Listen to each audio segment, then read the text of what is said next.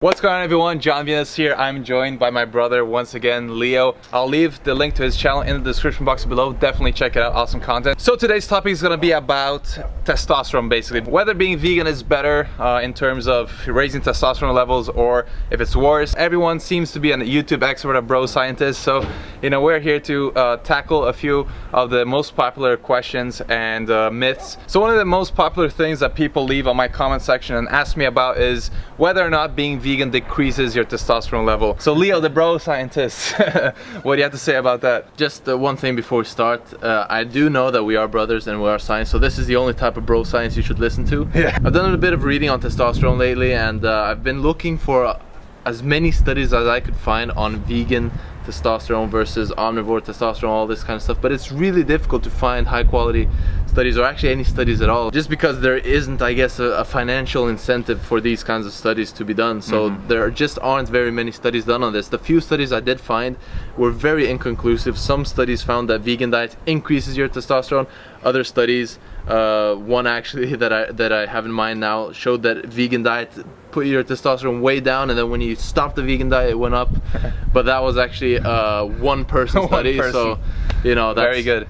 Yeah, so the bigger studies all seemed to find the same thing, was inconsistent. There was no significant change in your testosterone whether you're eating meat or being vegan. Other studies found a slight increase or a slight decrease, but again, we're talking very small numbers. That is why it is insignificant. Yeah, you're definitely not gonna notice any difference in muscle size or strength gains or anything by a reduction or an increase in 1 to 3%. The reason why people who take steroids are progressing so fast, getting muscle so quickly, getting strength so quickly, is not because they're 5 or 10% higher than naturals. They're like, they have 200 to 400% the amount of testosterone in their bodies. And you also have to keep in mind that the endocrine system, which is the hormonal system in our bodies, is extremely fine-tuned. So any changes that go on in our body, whether it's you increase your total testosterone, but maybe you have more sex hormone binding globulin, which a lot of people like to put in the comments that, oh well, you might have more of that, so you have less free testosterone.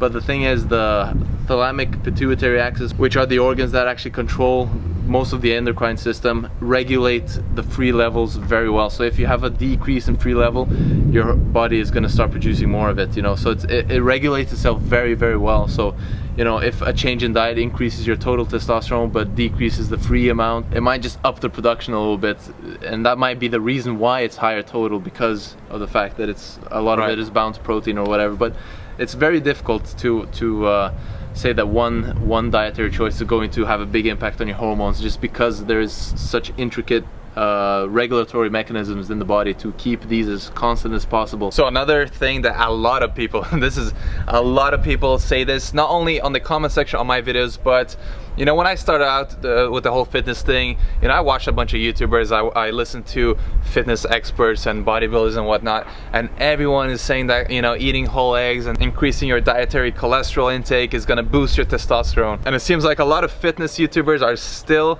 telling other people that this is true.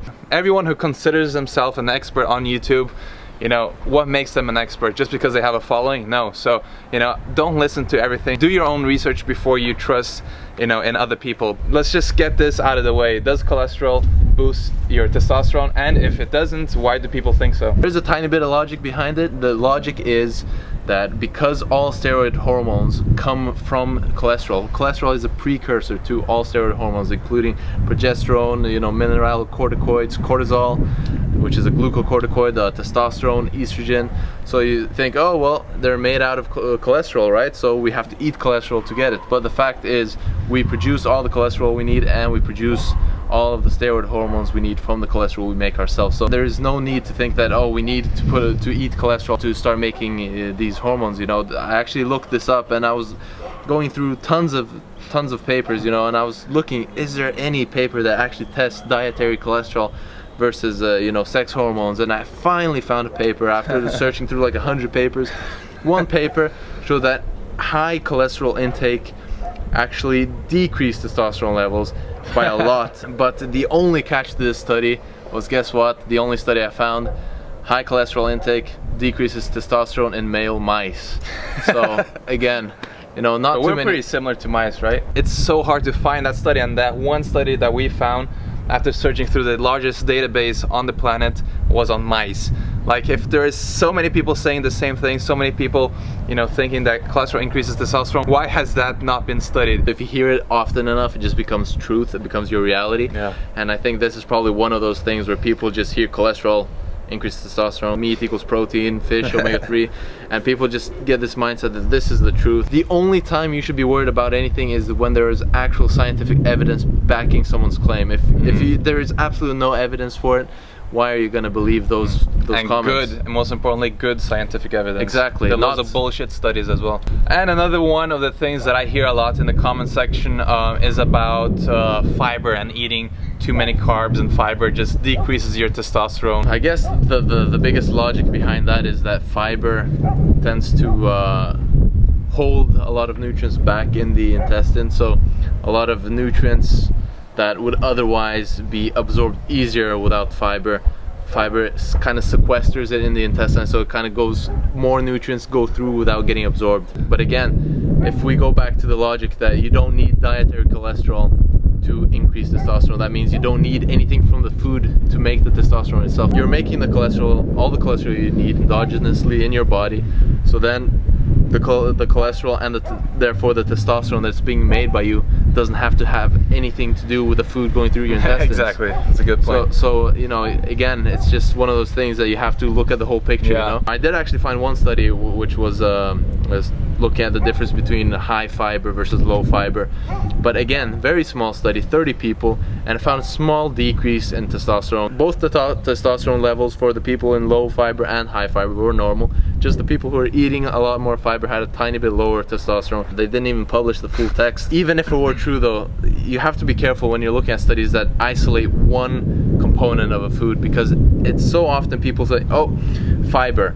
Okay, so fiber decreases your testosterone. That means vegans have less testosterone. Exactly. Fiber can tell you, if a study on thousands of people finds that fiber decreases your testosterone, that proves that fiber decreases your testosterone, not vegan diets. Studies are extremely specific. Exactly. You can't take one study and generalize it to something completely different. Foods are a complex package deal, you know, they have so many nutrients, micronutrients, and there are so many different effects, and they work synergistically. You know, you can't just say one component of the food, okay, that means vegans are testosterone deficient or something like that. I don't know why people are afraid of fiber. Like in the US, it's like the largest deficiency. It was 97 or 98%. It's something insane like that. 98% of the people, it's insane. If this isn't enough to convince you, let me just add one more thing. Just like we were talking about how food is a complex deal, and you can't just, you know, make big conclusions out of a whole diet based on one fiber or study or something like that.